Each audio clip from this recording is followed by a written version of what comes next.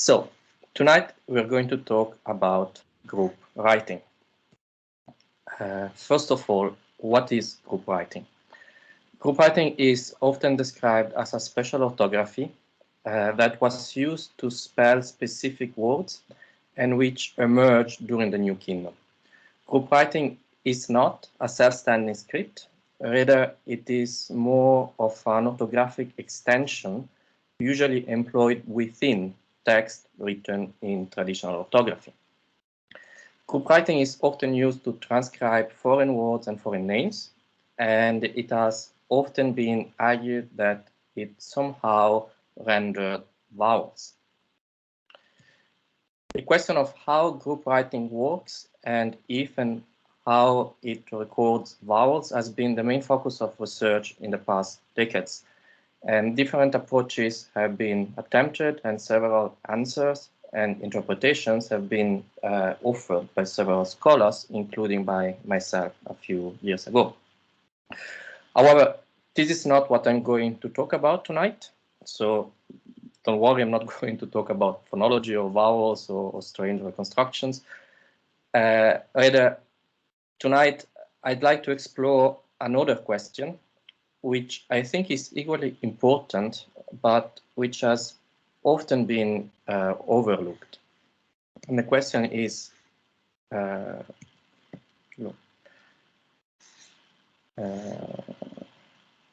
sorry.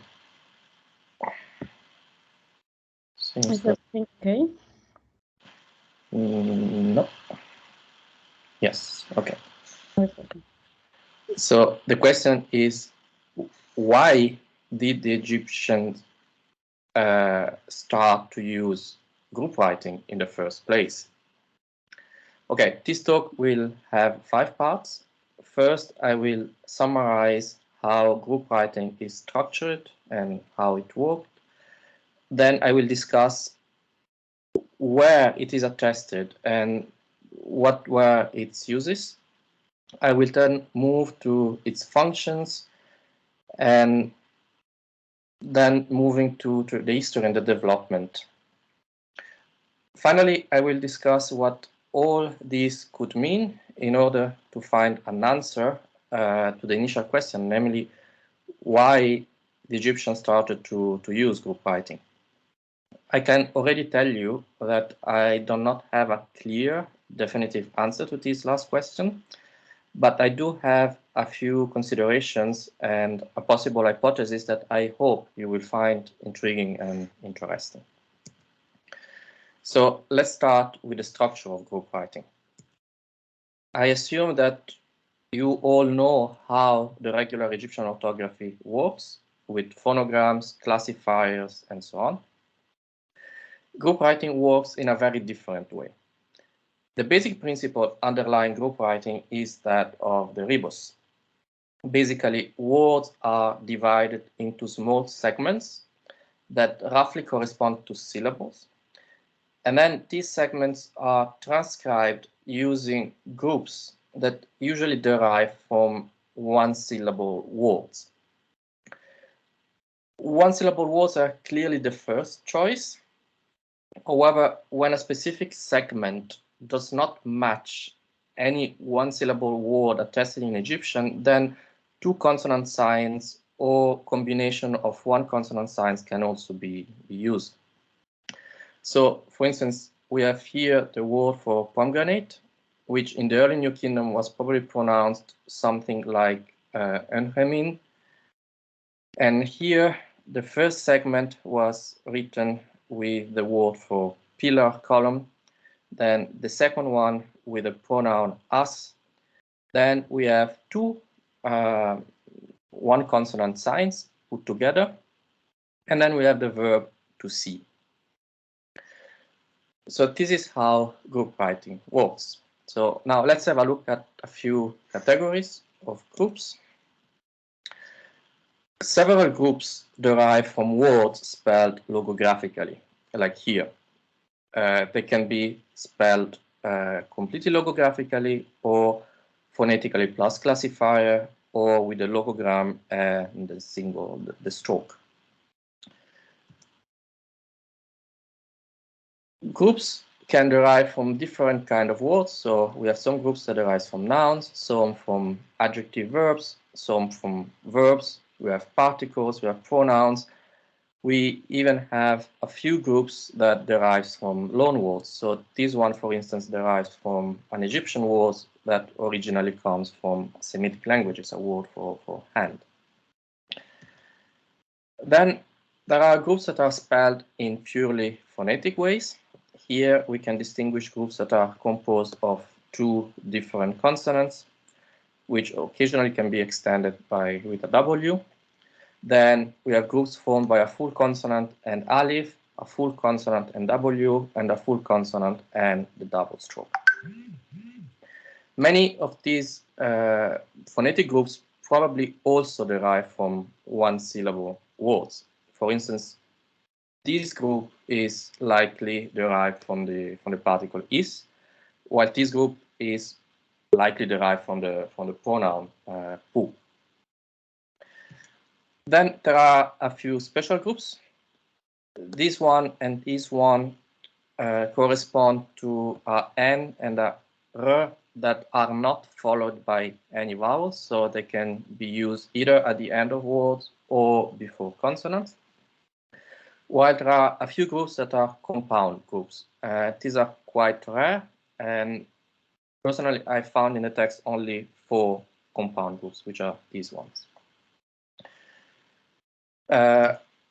Finally, we should also mention that while most words are fully written in group writing, like the two here at the top, group writing can also be used in combination with the traditional orthography in various types of hybrid spelling. So here we have like a group writing prefix added to a verb, and here we have the name of Baal, which is written consonantically at the beginning, but with a group at the end. Okay, so after this brief overview, where was group writing used? Group writing is attested in several texts, but its actual distribution has never really been systematically studied. However, it is clear that group writing is more common in some contexts than others. And first of all, group writing can be used to transcribe full sentences in foreign languages. And most of these sentences are actually magical spells that are preserved in magical and medical papyri. These are 2 examples of spells that are said to be in the language of Keftiu, or Crete. Now, this observation led Professor Quark to suggest that magic may have been a driving force in the development of group writing. Basically, his idea is that magic requires accuracy in the way words are pronounced, and this would have led to the development of group writing as a system to accurately represent and reproduce foreign magical words. The situation, however, is not so simple. The thing is that, yes, foreign sentences written in group writing appears mainly in magical text, but they do not appear only in magical text.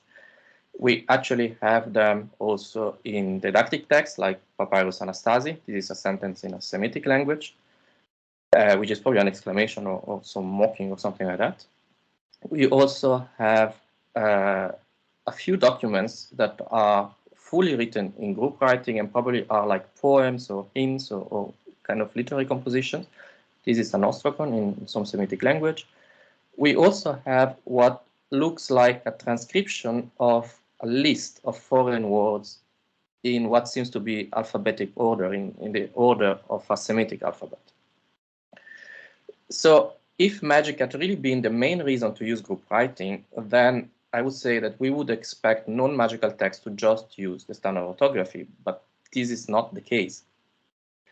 Therefore, the fact that sentences in group writing are preserved mostly in magical text may be due to other factors. And personally, I wonder if it isn't just a question of archaeological preservation. Perhaps magical texts were just like more widespread, or they were stored in contexts and ways that are more likely to survive. Anyway, foreign sentences fully written in group writing are actually quite rare.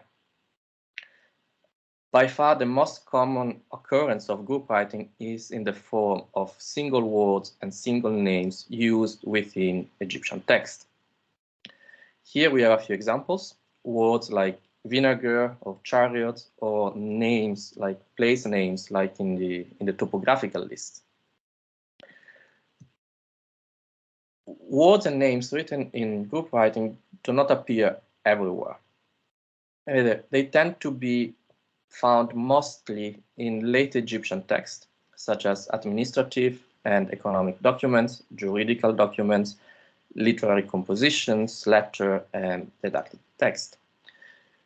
By contrast, words spelled in group writing are remarkably rare in texts written in Middle Egyptian, such as literary compositions like Sinue, or some types of religious texts like the Book of the Dead and other funeral composition.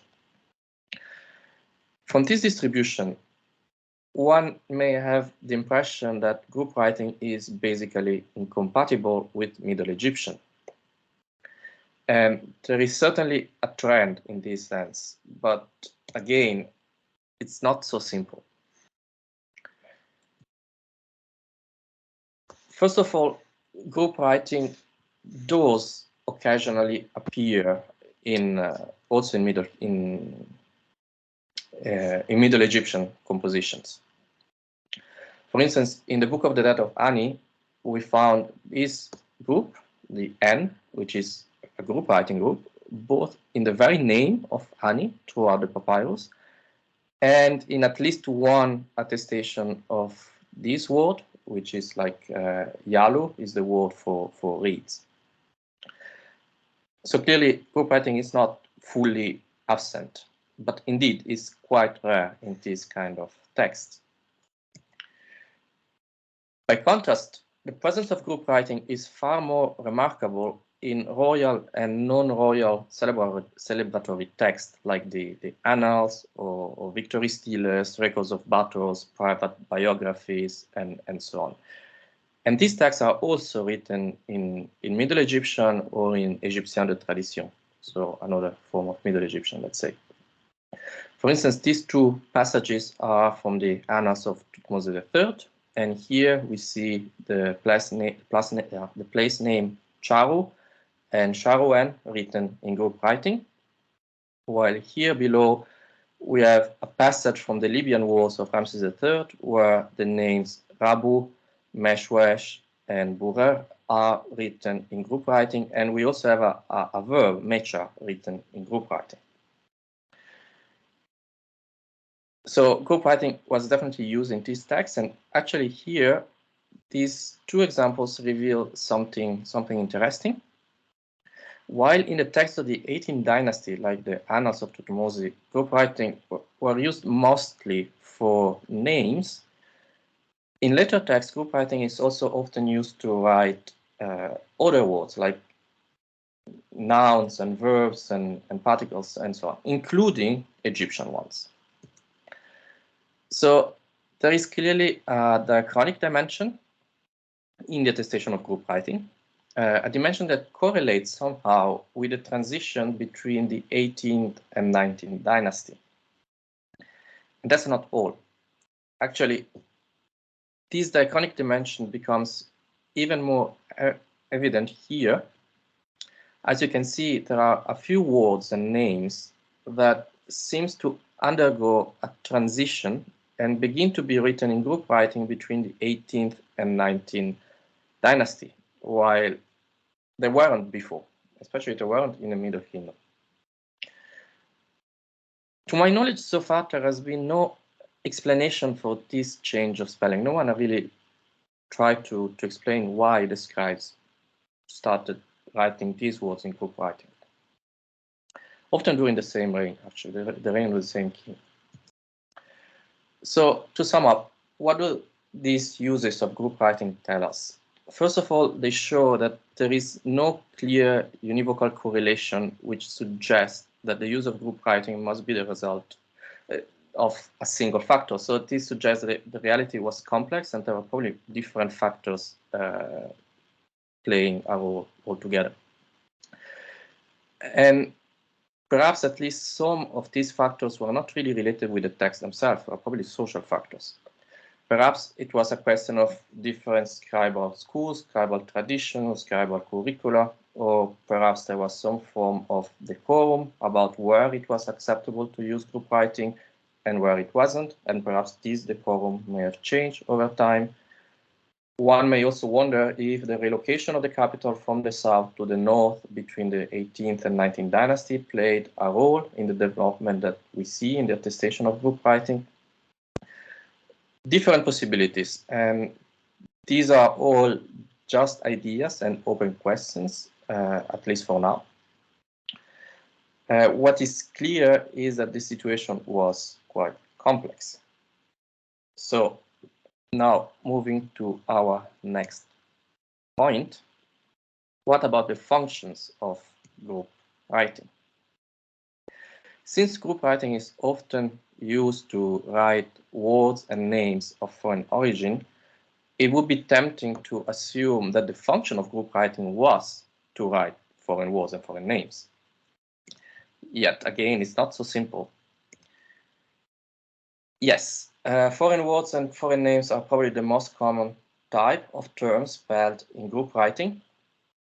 But at the same time, there are quite a lot of good Egyptian words that are also spelled regularly in group writing. And these terms belong to various linguistic categories. We have Egyptian place names containing names of deities like Hermont with the name of Montu. We have negations, we have particles, we have pronouns, prepositions, verbal prefixes, and obviously nouns and verbs, including some that were written in the regular orthography before the New Kingdom, but are attested in group writing in the New Kingdom. Now, it's true that several of these words are not only just Egyptian, but they are specifically late Egyptian.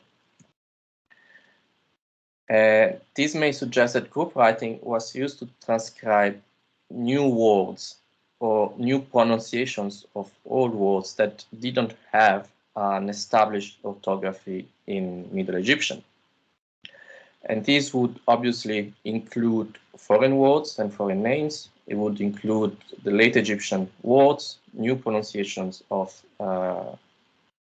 old words, and even new Egyptian names that are also spelled in group writing. And actually, this explanation, which has been suggested by several scholars, seems to work for quite a lot of the terms that are written in group writing. Yet, once again, is not so simple, because let's not forget that there are words that show a clear transition during the New Kingdom, and actually during the same dynasty. So again, there must have been some other factor at play. And one perhaps may think that group writing was used to write words that didn't have a fixed orthography specifically in the scribal schools or in the scribal tradition that these texts stem from, but they may have had a different orthography in other tradition or in other scribal schools. Again, difficult to demonstrate, so for now it's just an idea, just an observation. So let's move to the next point, namely the history of group writing. Egypt has been in contact with foreign regions and therefore with foreign names and foreign words since the earliest periods of its history. During most of the Old Kingdom, foreign names were usually written phonetically in the regular orthography. However, from the late Old Kingdom and then throughout the Middle Kingdom, foreign names start to be written with a new distinct orthography, a new system that is often called the Middle Kingdom group writing or the Middle Egyptian group writing. This system is quite different from the New Kingdom group writing, but it has often been connected with it. So let's have a closer look at it. Most of the attestations for the Middle Kingdom group writing come from the execration text. So these ones. The foreign names listed in the execration text are usually written in this Middle Kingdom group writing. However, Middle Kingdom group writing can also be found in other contexts. We find it in Sinhue, for the spelling of the name of the Syrian ruler Amunenshi. And quite intriguingly, we find it also outside Egypt. So this is a sword found in one of the royal tombs of Byblos in Lebanon. And here on the blade, there is the name of the king of Byblos, and it is written in Middle Kingdom group writing. And there are good reasons to think that this sword was actually produced in Byblos, was made locally. So this suggests that there was someone knowing this transcription system in Lebanon at the time. Now, how did it work? How Middle Kingdom group writing worked? As pointed out by Och, the surprising thing about the Middle Egyptian group writing system is that, in contrast to that of Late Egyptian, it is simple, compact, and consistent. The system is indeed very simple. Consonants were transcribed mostly with one consonant signs, or less frequently with two consonant signs. One-syllable words were used only quite rarely. And then the W signs, the read, and the double strokes were optionally used as markers for vowels. And finally, the last characteristic is the aleph add a full consonantal value as R or L. So, for instance, Pihilum is the name, the Bronze Age form of the name of a city in Jordan. This name was transcribed with the P, with the E, with two consonant groups for the syllable Hil. I guess perhaps it was the stressed syllable, with the W and the M. So easy and clear.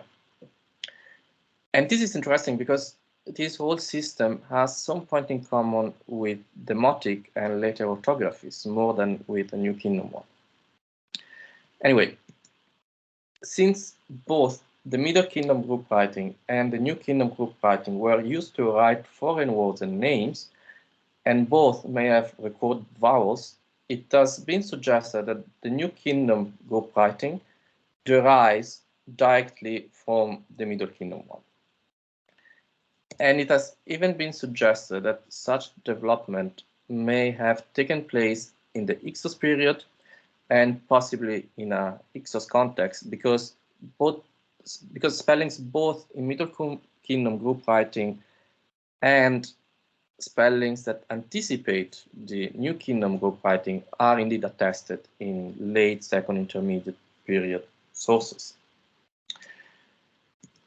But once again, not so simple. In particular, there are two issues here, or perhaps better, two unanswered questions.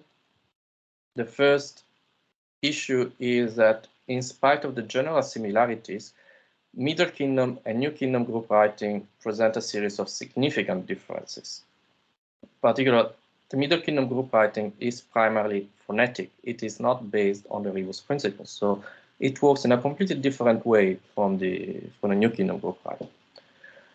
Moreover, it uses the read as a vowel marker for the E and possibly the A, which is clearly not the case for the New Kingdom group writing.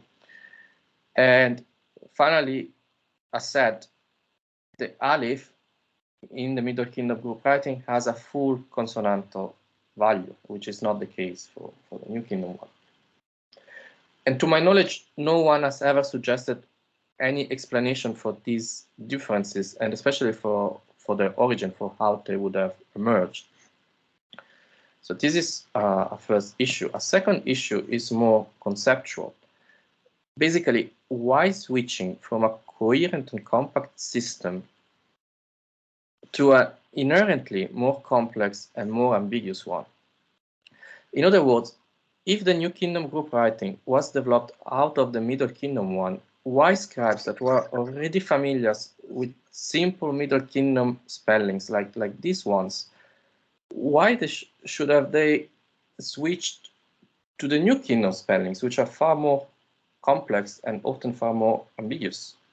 And this is a question that has rarely been asked, but which I think is a quite important one, and is something that to me makes very little sense. And we'll see this is an interesting issue.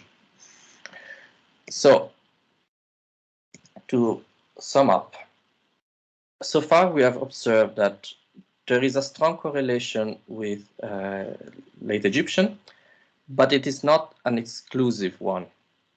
Group writing is rarely used in Middle Egyptian religious and literary text, although there are exceptions. And there is a diachronic dimension, and something changes between the 18th and 19th dynasty, but it's not really clear what. And then we also have seen that group writing is used mostly to transcribe foreign words, but not only to transcribe foreign words. And finally, we have also seen that there are similarities between the New Kingdom group writing and the Middle Kingdom one, but at the same time, there are also substantial structural and conceptual differences.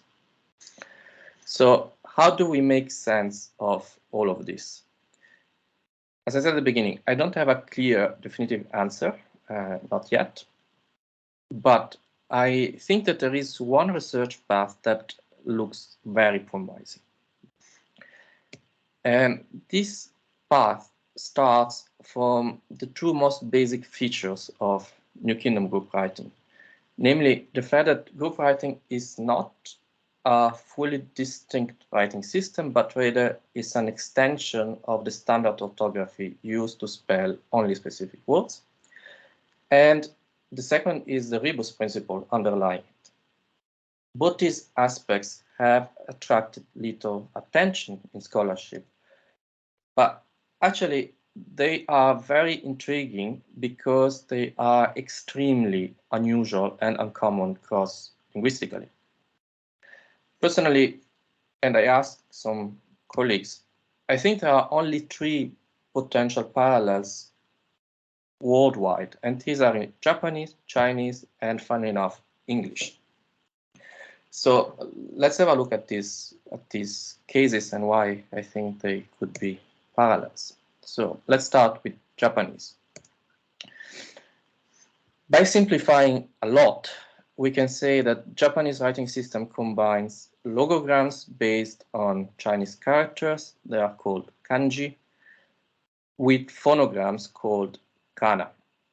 Now, several scripts combine logograms with phonograms. This is not particularly unusual. For instance, we find that in cuneiform, or well, in Egyptian itself, Egyptian works in the same way, combining phonograms and logograms.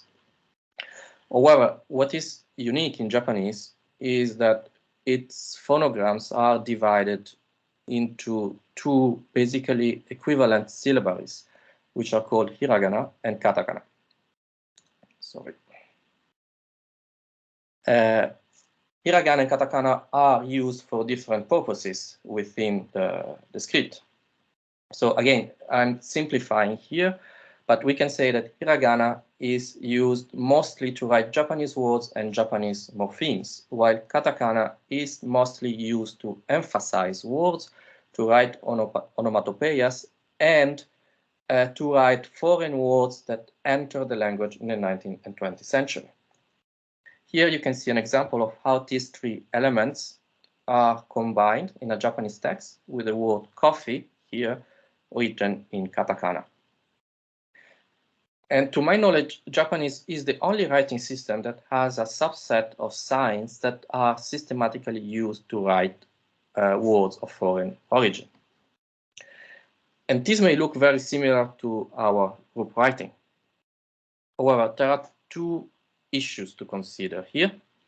The first is that katakana is purely phonetic. it is not based on a rebus principle. And the second issue is that the history of writing in Japan is actually extremely complex. And the use of hiragana and katakana just described is actually a relatively recent phenomenon. It started to emerge mostly in the 19th century and became stable mostly only after the Second World War.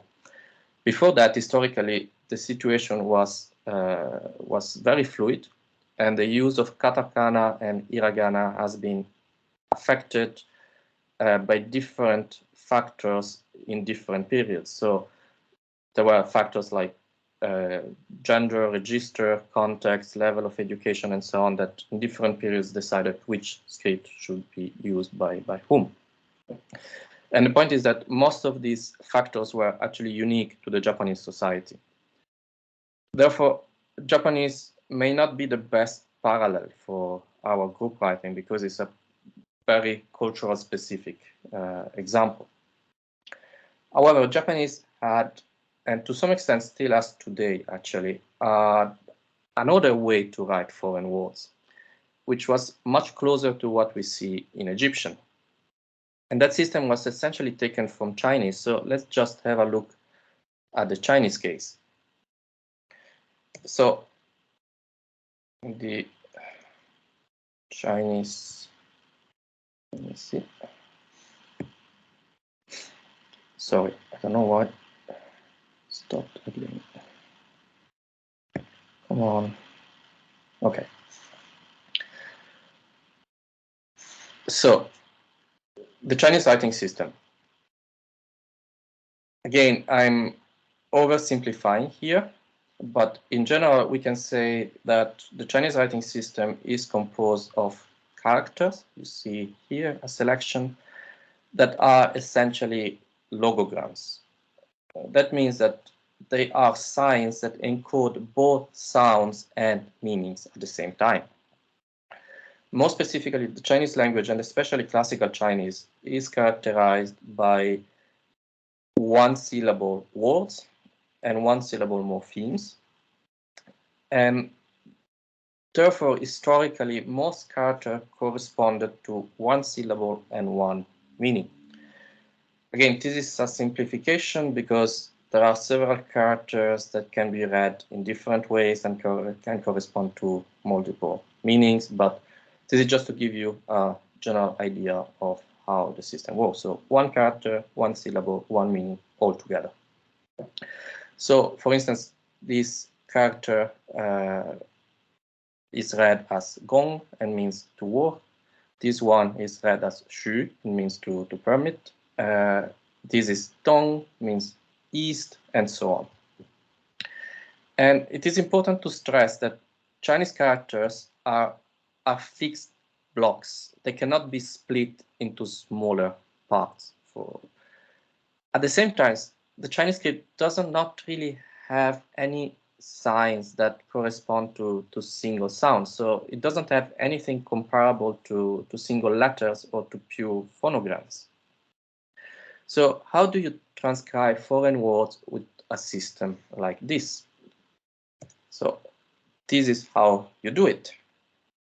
You take the word you want to transcribe, you split it into syllables, and then you transcribe each syllable with a character that sounds somehow similar to the syllable that you want to transcribe. And if you want to be fancy, you choose characters that have a meaning that sort of makes sense for the word or the name that you are transcribing. But that's optional. It's not a rule. Now, these are examples of modern foreign names transcribed in Chinese. But actually, Chinese used this system also in the past. For instance, there is a famous Buddhist text that was brought to China from India, probably around the 7th century. Its Indian name in Sanskrit language is Mahaprajna Paramita Sutra, which means something like the Great Sutra of the perfection of knowledge. Now, this name is rendered in Chinese with this string of characters as soon as my computer decides collaborates. Yes, so this string of characters. And these characters means great, dried, grass, such, net, honey, many, sutra. Okay, the first and the last characters are clear, so they translate the first and the last words. But the one in the middle clearly make little sense.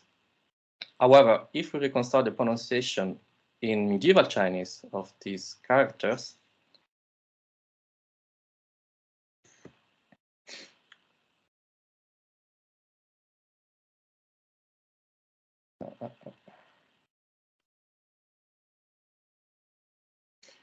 sorry about that. Yes.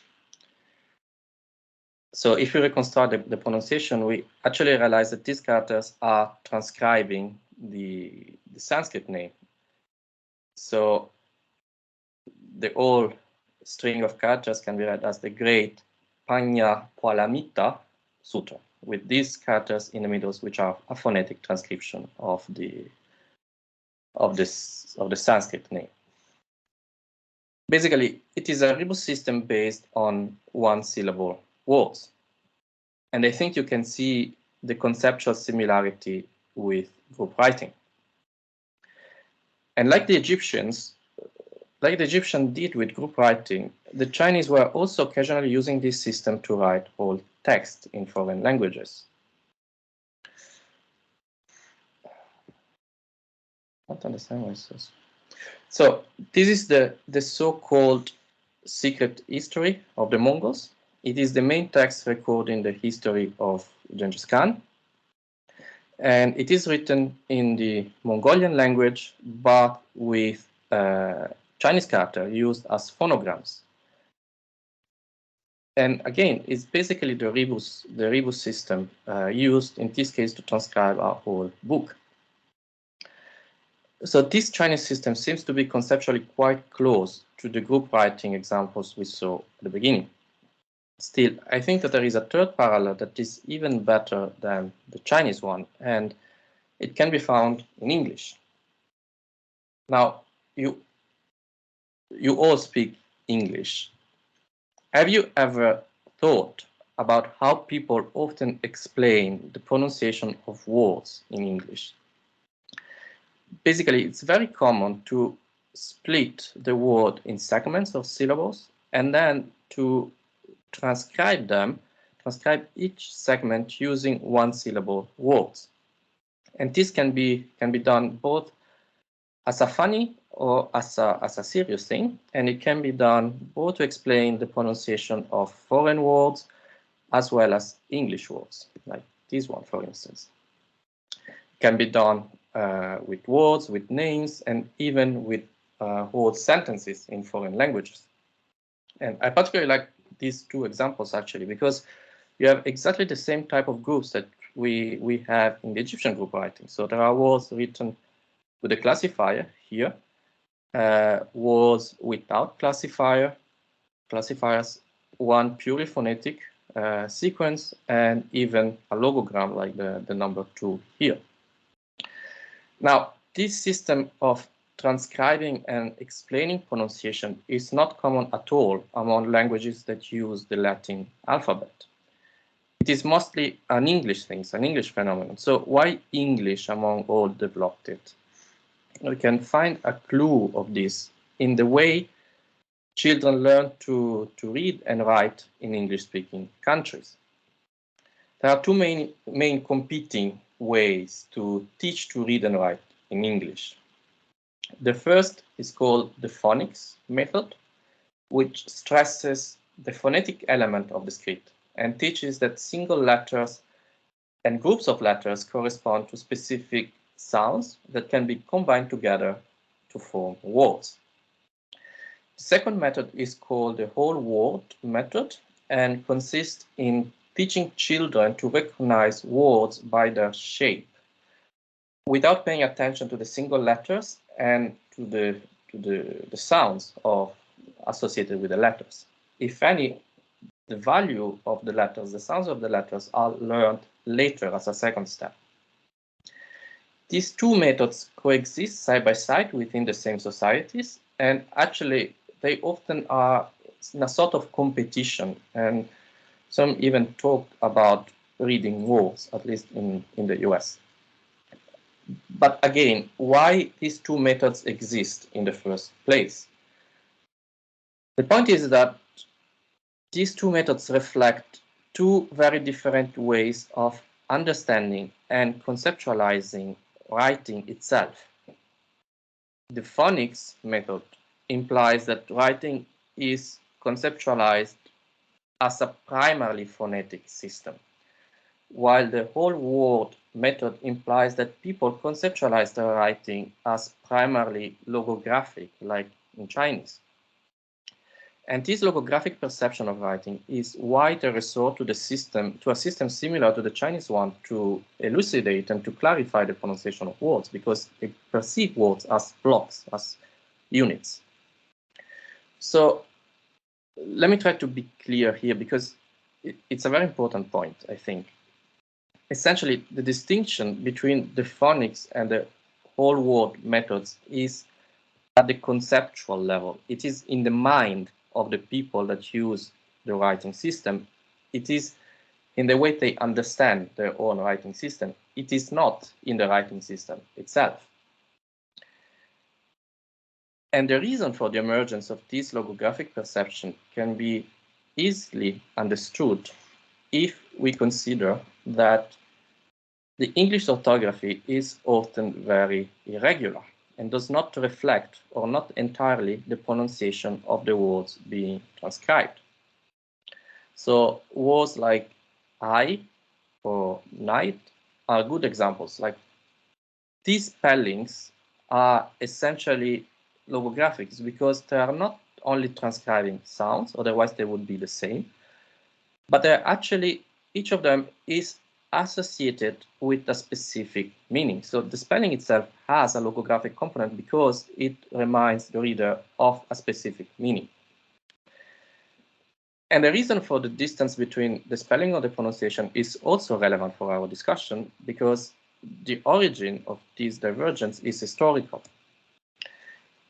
If we look at how these words were pronounced in medieval English, so here, we actually discover that their pronunciation back then was actually different from the modern one and actually matched the spelling.